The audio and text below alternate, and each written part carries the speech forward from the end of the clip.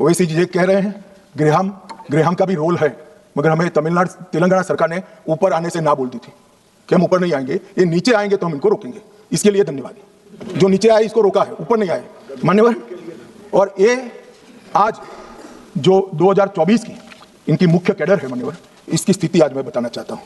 Central committee member और पोलिट bureau member 2024 की शुरुआत में कुल 21 थे। मेरी बात ध्यान से सुनिएगा, ये इनकी पार्टी का केंद्रीय नेतृत्व है।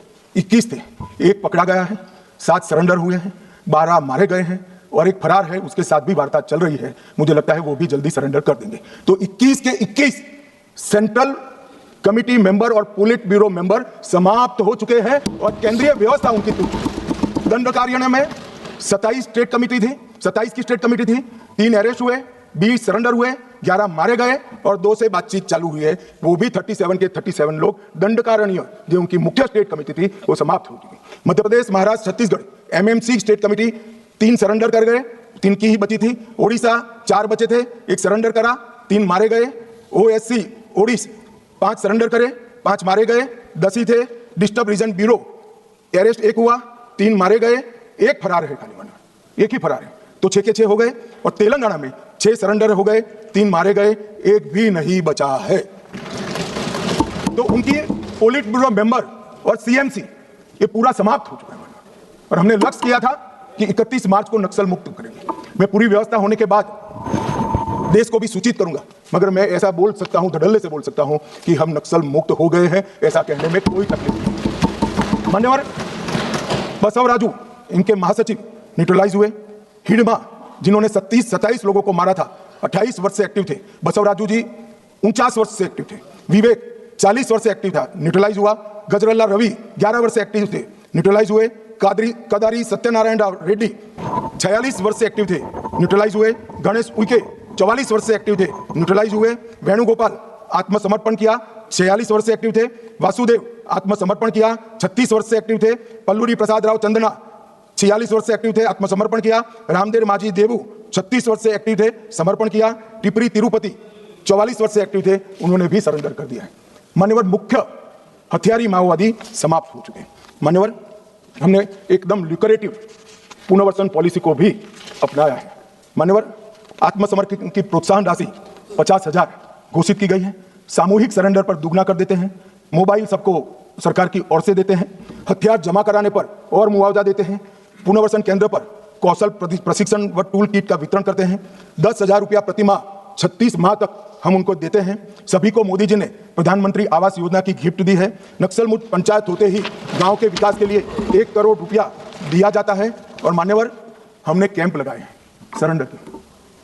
मैं आज इस सदन को बड़े संवेदनशीलता के साथ बताना चाहता हूँ। मैं गया हूँ वो कैंपों में मान्यवर। कई सारी स्वयंसेवी संस्थाएं वो कैंप में सालों तक हथियार लेकर घूमने वाले नक्सलियों को सामान्य मानवीय नागरिक बनाने का प्रयास करें। वहां जाते हैं साहब, आंख में आंसू हो जाए ऐसे दृश्य खड़े होते हैं। किसी नक्सली बच्ची को नेल पॉलिश देते हैं तो लगाते लगाते रो पड़ती है।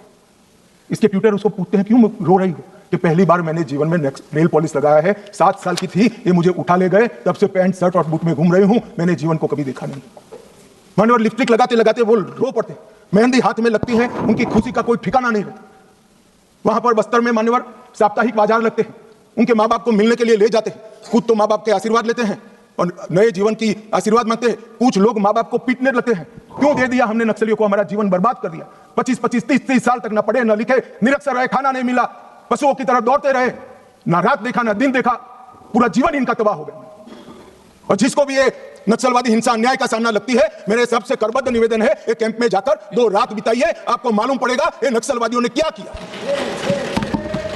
और यहां बैठकर फैशनेबल तरीके से इनका पक्ष लेना, कि इनकी सुनो, इनसे चर्चा करो, बहुत सरल है किसी के पास जवाब? ये 15,000 बच्चों का जीवन बर्बाद कर दिए, कौन जिम्मेदार है किसी के पास जवाब? क्या सारे बुद्धिजीवी अर्बन नक्सल जाकर देखिए कैंप में आपने क्या किया है। आप तो इसी चैंबर में बैठकर कोर्ट के प्रोटेक्शन के अंदर आर्टिकल लिखते रहते हैं, वहां जीवन के जीवन उजड़ गए हैं और किसी को परवाह नहीं है। अपने आप को ह्यूमन राइट का चैंपियन मानते हैं। मैं पूछना चाहता हूं, 32 साल की आयु तक मेहंदी न लगाने वाली बच्ची के ह्यूमन राइट का कौन चिंता करेगा? मान्यवर उसकी चिंता नरेंद्र मोदी करेंगे और कोई। इनका अधिकार जो छीन लिया है, इसका हिसाब कभी ना कभी देना पड़ेगा। मैं तो जन्म से हिंदू हूं मान्यवर, कर्मों में मानता हूं। जिन्होंने भी शब्द से भी प्रचंड समर्थन नक्सलाइटियों का किया है वो सब इस पाप के इतने ही भागीदार है जितना बंदूक लेकर घूमे। मान्यवर, इनकी नौकरी और रोजगार के लिए हमने ढेर सारे प्रयास किए। मान्यवर, कौशल केंद्र बनाए, 12वां इनके बच्चों के लिए 12वीं तक की मुफ्त शिक्षा करी है, महिलाओं को 2 लाख का और पुरुषों को 5 लाख का ऋण की व्यवस्था है। वहाँ बस्तर ओलंपिक और बस्तर पंडुम इसके माध्यम से संस्कृति और खेल का हम बढ़ावा कर रहे हैं और वहाँ पर अब 1,20,000 कलाकारों ने बस्तर पंडुम में भागीदारी ली और 5,50,000 आदिवासी खेल खेले। मेरा तो विपक्ष के सभी उन सदस्यों से विनती है कि जो इसको न्याय की लड़ाई कहते हैं वो बस्तर पंडुम और बस्तर ओलंपिक में जाएं। मान्यवर, मेरे घर पर जिनके पैर उड़ गए, हाथ कट गए, आंख चली गई, ऐसे लोग आए थे, नाश्ता किए थे। मैं जानता हूं उनकी वेदना। राष्ट्रपति जी ने भी उनको बुलाया था। कभी 1 घंटा तो उनके लिए निकालो भाई। इन पर जुर्म डालने वाले के लिए भाषण करने के लिए आपके पास बहुत समय है। वो जुर्म का परिणाम देखने के लिए 1 घंटा निकालिए, ऐसा मेरा निवेदन है। मान्यवर, आज मैं यहां पर अंत में 2070 से नक्सली आतंक क्यों चला इसके टाइम में भी जानना चाहता हूं। मान्यवर, जब मनमोहन सिंह की सरकार बनी तब एक NAC बनी थी, नेशनल एडवाइजरी काउंसिल। PM की काउंसिल ऑफ मिनिस्टर तो हमने सुनी थी, पार्लियामेंट में बहस के दरमियान सदस्य एडवाइस दे वो भी सुना था। एक नई national advisory council extra constitutional forum खड़ा किया गया जो देश के कानून बनाता था। इस फोरम में कौन था मान्यवर? सोनिया जी इसकी अध्यक्ष थी, हर्ष मंदर इसके सदस्य थे। उनके NGO अमन वेदिका में शीर्ष नक्सली नेता की पत्नी को जिम्मेदारी दी गई थी और रिकॉर्ड है कि वह उन नक्सलियों में शामिल थी जिन्होंने अपहरण के केस अर्बन एरिया में किए थे। और मान्यवर, NAC देश का नीति निर्धारण करती थी। रामदयाल मुंडा वो कहते थे नक्सल ऑपरेशन जरूरत से ज्यादा कठोर है। ये प्रच्छिन्न समर्थन ने ही नक्सलियों की हिम्मत बढ़ाई।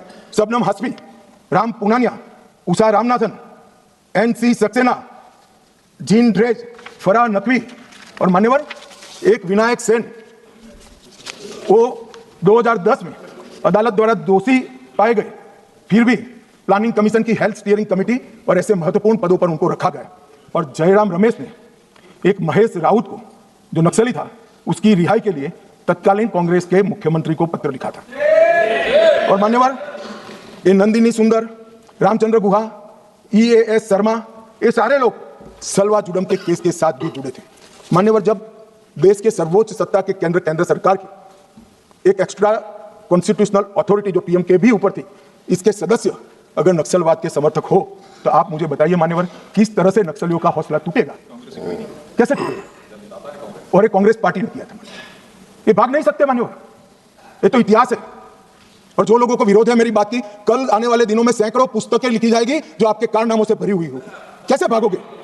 लोकतंत्र के अंदर किसी का आवाज दबाया नहीं जाता। मान्यवर, 2011 में मनमोहन सिंह जी ने prime minister rural development fellowship launch किया। मान्यवर, उनका काम युवाओं को एक्सपोजर देना था। इसमें एक महेश राउत फेलो बने जो महाराष्ट्र पुलिस के नक्सलियों के साथ संबंध के चलते महाराष्ट्र पुलिस के केस में जेल में गए। अब प्राइम मिनिस्टर ऑफिस ने की हुई prime minister rural development fellowship जब लॉन्च हुई तो उसका एक बेनिफिशियरी नक्सलवादी है, तो नक्सलवादियों के हौसले भला कैसे टूटेंगे? मान्यवर 2010 गृह मंत्री चिदंबरम जी ने एक वक्तव्य दिया, टीतलनार छत्तीसगढ़ में एक साथ 76 जवानों को मार दिया। उसके बाद JNU, जिसका अभी अमरा राम जी महिमा मंडन करते थे, JNU वो यूनिवर्सिटी में उत्सव मनाया, वहां एक नृत्य किया कि 76 पुलिस के जवान मारे गए और नृत्य में जमीन पर भारत का तिरंगा बिछाकर पैर के नीचे रखकर नृत्य। इसका समर्थन ये मान्यवर करते हैं।